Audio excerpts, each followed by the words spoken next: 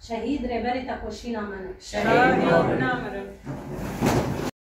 مؤسسين بارتيا كاركري كردستان هرتم دخطبون خطة كي جوبر خددن وتكوشين دكن وفي رسالة خازم بجهجن داوي بخوينا خوا بتكوشينا خوا بقاوي خوين ديروكي ودهندر ديروكي دب حرفن بتيبن زيرين تين مفسادن وبرامبري يا براللي في خطة إخانته استسلامه خنوعه زل دمشينا حرتم برامبري اف تكوشينا بود هندرين د تيمشاندن و اي بود دشمن سر ما فرد دك تيمشاندن دمكي وصا تبليهف د شركي بهم قال سر هوال المال باشور كردستاني بهاتا كرن باخانتا قدبه وهوال بندي واعواني قوي قول سر غريلا وتكوشينا قال لي كرد هاتا كرن هوال بريتاند مرحلاكي ولود بشهادتها خو وبريارة خوي بوبر ديروكي يعني تسليم كاري لسروي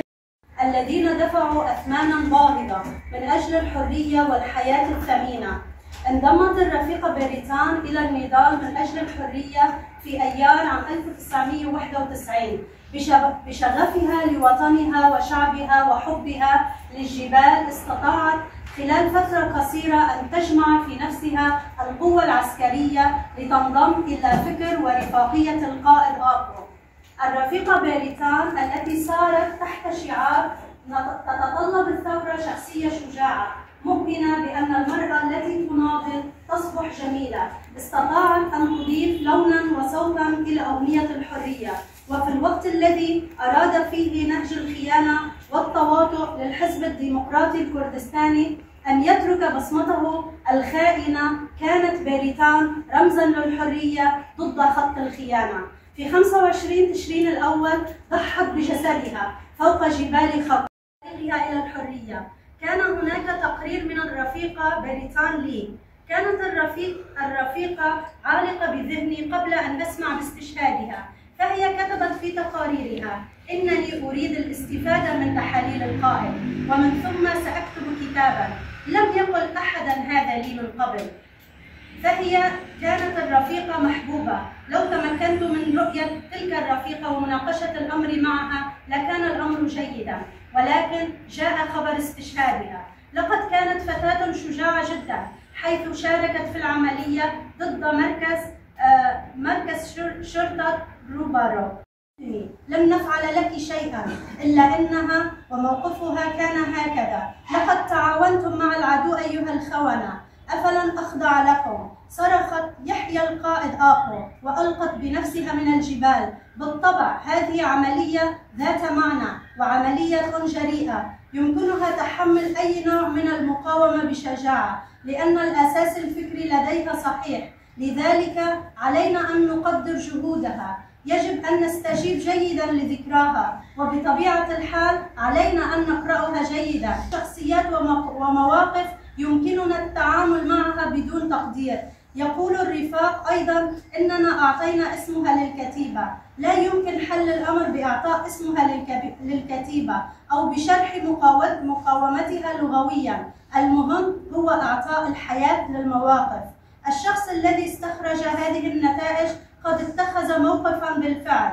بريتان هي یک تشتكو وقت تجربة شغال بريتان دقرن هرتن بناب دكي هرتن دينزما نابا ديروكا جن يك نابا بكي كده جي هوال بريتان بو بنجهكي اساسي جبوي كو ارتشا جن عباب بو بنجهكي اساسي، يعني او نينجن اساسي يا ارتشا جن نابا بكي كده لا عباكي يك جوي شخصيتي هوال بريتان او يدتي برخدان يكمين ببرنبري إخانتي وتجاري قاف باشتا نابي يك جوان أو شخصيتها أول بريطان بود، يعني برخداني يكمين نابا يعني الشخص جنة يك دركتي وتي ببرنبري إخانتها كوهي ببرنبري إخانتها الدجن جامي كرد هي والدجن فارتي هي يكم جن يك وراستي برخداي وعظمتها خود درخستيها وتي